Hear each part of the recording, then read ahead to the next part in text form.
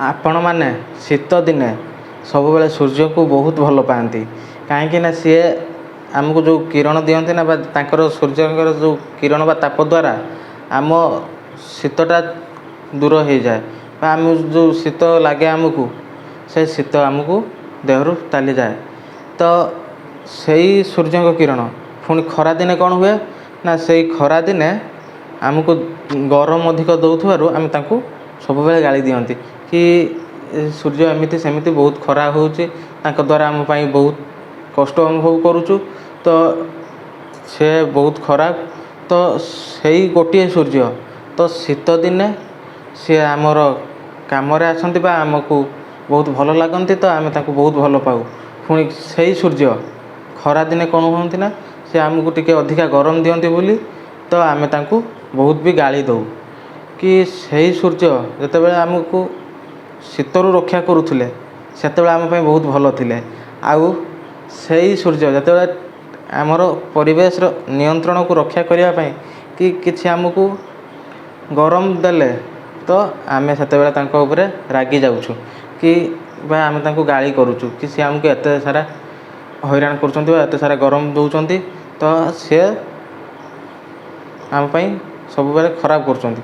ତ ଏଠି ମଣିଷ ବି ଠିକ୍ ସେଇଭଳିଆ, କାହିଁକି ନା ଗୋଟେ ମଣିଷ ସେତେବେଳେ ସମସ୍ତଙ୍କ କାମରେ ଆସେ ଯେପର୍ଯ୍ୟନ୍ତ ଅନ୍ୟମାନଙ୍କର ସିଏ ସ୍ୱାର୍ଥକୁ ବା ଆଶାକୁ ପୁରା କରିପାରୁଥାଏ। କି ଗୋଟେ ମଣିଷ ସମସ୍ତଙ୍କର କାମରେ ସେତେବେଳେ ପର୍ଯ୍ୟନ୍ତ ଆସେ ଯେପର୍ଯ୍ୟନ୍ତ ସିଏ ଅନ୍ୟର କାର୍ଯ୍ୟକୁ ପୂରଣ କରିପାରୁଥାଏ। ତ ସିଏ ଯେତେବେଳେ ତା'ର କାମ ସରିଯାଉଛି ସେ ମଣିଷର ଅନ୍ୟମାନଙ୍କ ପାଖରେ, ତ ଲୋକେ କ'ଣ କରନ୍ତି ନା, ତାକୁ ଦୂରେଇବାକୁ ଲାଗନ୍ତି। ତ ଏଇ ଭିଡ଼ିଓଟା ଖାସ୍ ସେଇମାନଙ୍କ ପାଇଁ କି ଯେଉଁମାନେ ନିଜ ସ୍ୱାର୍ଥ ପାଇଁ ଅନ୍ୟକୁ ବ୍ୟବହାର କରନ୍ତି ବା ଅନ୍ୟ ମଣିଷକୁ କାମରେ ଲଗାନ୍ତି, ଆଉ ସ୍ୱାର୍ଥ ସରିଗଲା ପରେ ସେମାନଙ୍କୁ ଦୂରେଇ ଦିଅନ୍ତି। କି ମୁଁ ଏଇଆ କହିବା ପାଇଁ ଚାହୁଁଛି କି ଯଦି ବି ସିଏ ତୁମ କାମରେ ଆସୁଛି ବା ତା ଦ୍ୱାରା ଆମେ କିଛି ଉପକୃତ ହେଉଛନ୍ତି, ତ ସବୁବେଳେ ତା ପ୍ରତି ଆମେ କୃତଜ୍ଞ ହେବା ଉଚିତ, କୃତଘ୍ନ ନୁହେଁ। କାହିଁକି ନା ସିଏ ଆମର ସାହାଯ୍ୟ କରୁଛି ବା ସିଏ ଆମକୁ ସାହାଯ୍ୟ ସହଯୋଗ କରୁଛି, ଯାହାଦ୍ୱାରା ଆମେ ଆମ କାର୍ଯ୍ୟକୁ ପୁରା କରିପାରିଲେ, ତ ସେ ବ୍ୟକ୍ତିକୁ ସବୁବେଳ ପାଇଁ ସେ ବ୍ୟକ୍ତି ନିକଟରେ ଆମେ କୃତଜ୍ଞ ହେବା ଦରକାର। କି ସେମିତି ମାନେ ତାକୁ କେବେ ବି ଦୂରେଇ ଦେବା ଦରକାର ନାହିଁ କି ସେ ଯେତେବେଳେ ଆମର କାମ ତାଠୁ ସରିଯାଉଛି।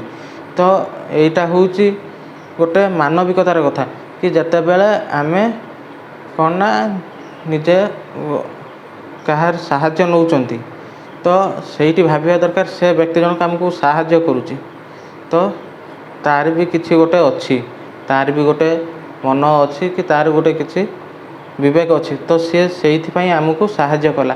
ତ ତା'ର ସାହାଯ୍ୟ ଯେତେବେଳେ ସରିଯାଉଛି, ତ ଆମେ ତାକୁ ଦୂରେଇ ଦେଉଛନ୍ତି। ତ ସେମିତି କେବେ ବି କରନ୍ତୁନି ପ୍ଲିଜ୍। ତ ଯେଉଁମାନେ ବି ବୁଝିବା ଲୋକ ଠିକ୍ ବୁଝି ଯାଇଛନ୍ତି, ଆଉ ଯେଉଁମାନେ ବୁଝିନାହାନ୍ତି ଏବେଠୁ ହିଁ ବୁଝି ଯାଆନ୍ତୁ।